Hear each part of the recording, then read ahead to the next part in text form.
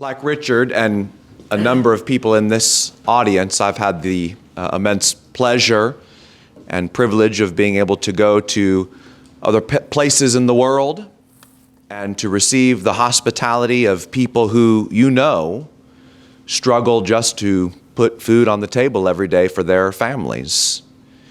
And they're just thrilled to have you and as excited as they can possibly be to provide you with the best that they have to offer. And it changes you when you experience something like that. It really does. And so I thank Richard for his presentation. He talked about how at some places, they fight because nobody wants to keep the preacher. Well, I lived here for 9 years, and here we fight over who gets to keep the preacher. We fight nonetheless, but yes. It's a fight worth fighting, I think. And we love you all for your hospitality very much. But that doesn't mean we don't have room for improvement. And so maybe there are some questions that you have for Richard that you'd like to ask at this time. Any of the brothers can raise their hand, and we'll bring you the mic. We'll start with Austin Maddox. Thank you very much. That was a fantastic presentation. Wonder if you might speak to this. You talked about extending hospitality. What about when it comes to accepting hospitality? I know some folks that if it weren't for their job or for going to worship services, they wouldn't leave the house. They wouldn't get out of their recliner. And as a result of, we call it being a homebody in sort of quaint and wonderful terms, but I'm not so sure that it is. And also sometimes we have standards where, well, I don't want to go to their house or I don't want to be around them. I'd much rather be at my home or have them in my home, but I don't want to accept their hospitality. Could you speak to that maybe a little? Well, it is important that you allow people to do what the Lord has commanded. And when someone invites you to their home, you should be gracious and accept it. Sometimes people don't want to go to someone's home because maybe they think just the negative of all of this, their home isn't very nice or it's dirty. I've got tons of stories I can tell you. I've sat in homes that were dirty and I've eaten meals there, and I'm sure many of you have. I figure those folks are living and I can live too. One time I was in Russia and was walking around looking for grape juice. It was when it was hard to find. And so this young lady that was walking around with me that spoke English, every time we'd come to a kiosk, I'd say, go ask them if they sell grape juice. And she stopped at this one and asked the man, and he said, no. He says, why is he, who is this guy? And she said, well, he's an American. And he had never seen an American before. And so he wanted to give me a Pepsi. And she said, she turned, she said, he wants to give you a Pepsi. I said, that's nice. I was going, she said, he only has one glass. I said, okay. She says, I doubt if it's been washed this month. He sells Pepsi in the glass, and people just come and buy it, and they drink it, and then he sets it back up here. And I thought, well, I'm committed. So I said, that's not a problem to me. And he poured me a glass of Pepsi in a glass that looked really dirty. But I drank it, and I made that man's day. You should accept people's hospitality. Now, by the way, if you're the recipient of hospitality, let me especially speak to some of you young men and young women. You go to meetings, and you have people that put you up in their homes, and sometimes we're talking about people that you may not know very well. Maybe you know their children or whatever, but there are some things that I think are just graciousness on your part. Make your bed when you get up of a morning. If you don't know how to make a bed, learn how to make a bed, but don't go to someone's house and think that you can stay there and live like a slob. If you want to live like a slob, do it at home, but not in someone else's house. When you take a shower, find out what you're supposed to do with your wet towel. Don't just leave the bathroom piled up with a bunch of wet towels. And keep your room looking neat where you are, and observe the household rules. You know, there are some folks that if they live in certain areas, you're going to take your shoes off when you walk in. Don't think, well, I'm not going to take my shoes off here. If the family takes their shoes off, you take your shoes off. You observe the household rules. And if you dirty a bunch of dishes, clean them up. The lady of the house, she's not there as your servant. You need to show that you appreciate the generosity that's being shown to you. And I speak, to you younger people. It seems as if that some folks think they're entitled to a place to stay without any responsibility. And I'll assure you, you talk to any of the adults that are in here that keep people in their home, they would like for you to do the things I've just said. Hunter Smith in the back. Thank you, Richard. That was very good. You alluded to it some, and just for clarity's sake, I'd like to hear what you have to say. In the verse you quoted in Luke chapter 14 and other places in the New Testament, it seems to be a bit of a Christian imperative that we show hospitality to literal strangers, to those that we have. Most of your exposition tonight was in regards to Christian brethren. What about pure strangers? Just what are your thoughts on that? And also to that end, what are your thoughts on, not as a entity here, but as individual Christians, perhaps doing things such as soup kitchens to the genuinely poor and to the blind and to the maimed and so on. Mm-hmm. Well, and you're right, I did talk, but understand now, lots of times while I was talking about Christians with Christians, I think even the scriptures in the context of many of these statements is talking about traveling Christians from one area to another, but you may not know them. And such is the case. There's been people that have stayed at my house that the first time I met them was when they walked through the door, and yet we showed them hospitality. Picking someone up off the street, I wouldn't advise that. There may be circumstances where you feel comfortable. You've met somebody, maybe they're broke down. Somebody they're on a road trip or whatever, and they're broke down, and you're there.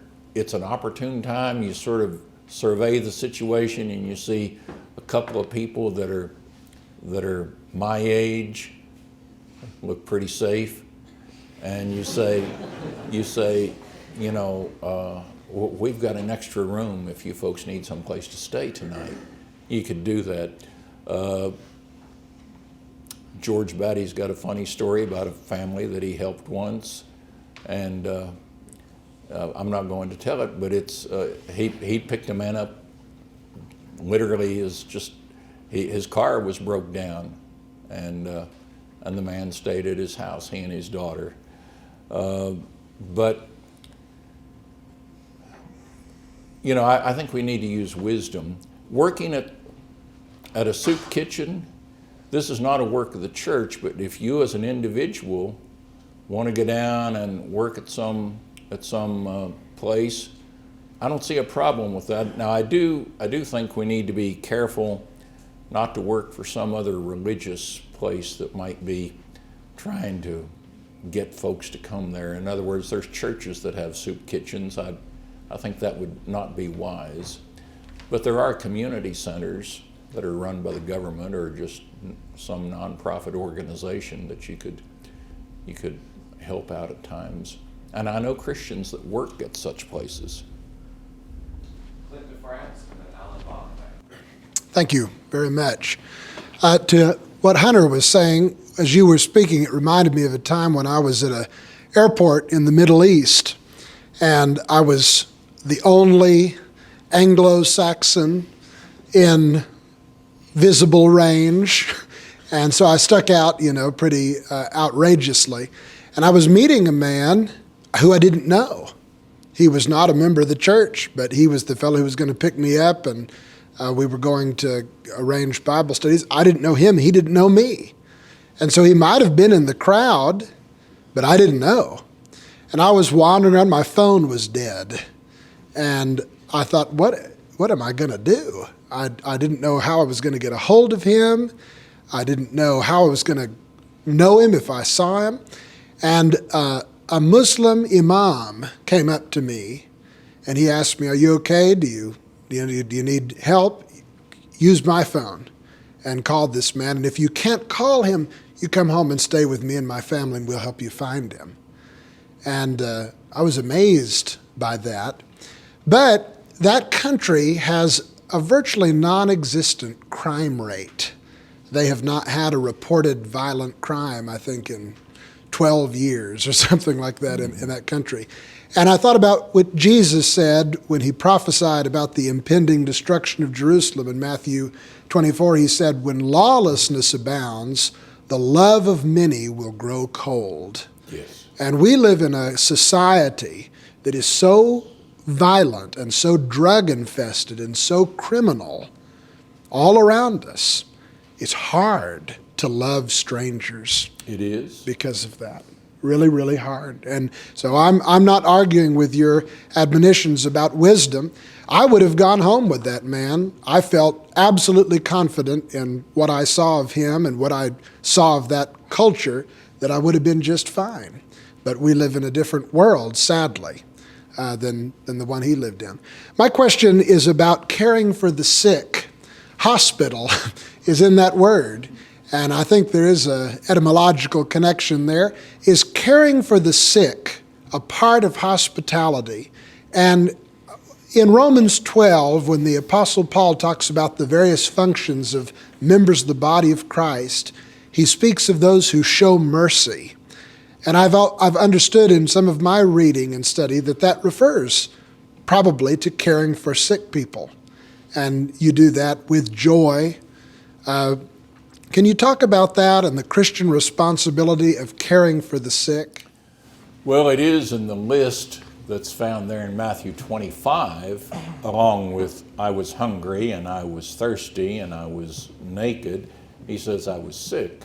And so he categorizes those things as, I think, being of a similar nature. You're meeting the needs of someone and showing your care for them, that you love them. And it's not family members. I mean, obviously, we've learned if one doesn't care for his family, he's worse than an unbeliever. But loving those that you have no connection to and doing something for them to show your love by your action.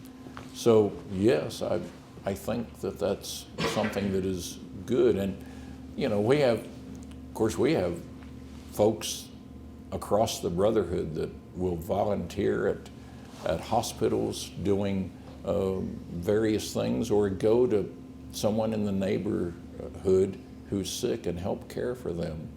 I grew up with that. My parents, when I was growing up, were not Christians, but if anybody in the neighborhood was sick, it wasn't just baking a pie, but they would go, they would sit with the neighbors. They were not relatives, but they would sit with them if they were sick. They would care for them and do whatever they could to help the family. And so I do think that's important. I think the Bible teaches that. That's great. I would like to underline something you said, and I think it's very important. Austin asked about receiving hospitality. I think that's very important. And if you're studying with someone, as you and I have had this experience many times, they don't know you at all when you first start studying with them. But when they start to offer you food, I'll give you an opening here if you want it, but when they start to offer you food, it's a sign that they're accepting what you're saying and accepting you. Now, I don't know that they're all going to obey the gospel in the end, but the point is you need to be ready to receive that. And I'm not quite as adept at you as eating everything that's put in front of me, but I do think we need to eat with people if we possibly can, if they offer it to us, because I think it's a sign that they are welcoming us and accepting of us. And I think you need to be prepared to do that. And if you're going to travel in a foreign country, you need to be prepared to do that if you can do it. Now, admittedly, we go somewhere for 3 weeks. We can't be sick the whole 3 weeks and get anything done. But if you can do it at all, you should. Yes, eating with people is very important. He left, this is from the man whose house I visited, well, his parents' house that served me vinegar on my waffles, so.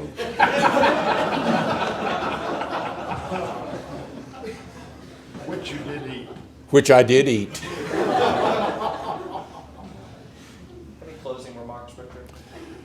No, I think hospitality is important. I think that we all should, take an evaluation of our own home and say, am I a hospitable person, or do I just invite friends and family into my home? And I think you should look around in the congregation and say, have these folks ever been to my home? And you should invite them if they have not. And you should be willing to go to other people's homes and talk to your neighbors. Sometimes we live beside people and we barely know them. We'll wave and we know what they do in life, but get to know them. It can be an evangelistic opportunity. My son Jonathan, when he lived in Mexico, he would invite people into his home that were just from the neighborhood or from his daughter's school, and they'd be eating a meal and he'd talk to them about the gospel. And it's not hard to do. So try that, see how it works. Thank you very much.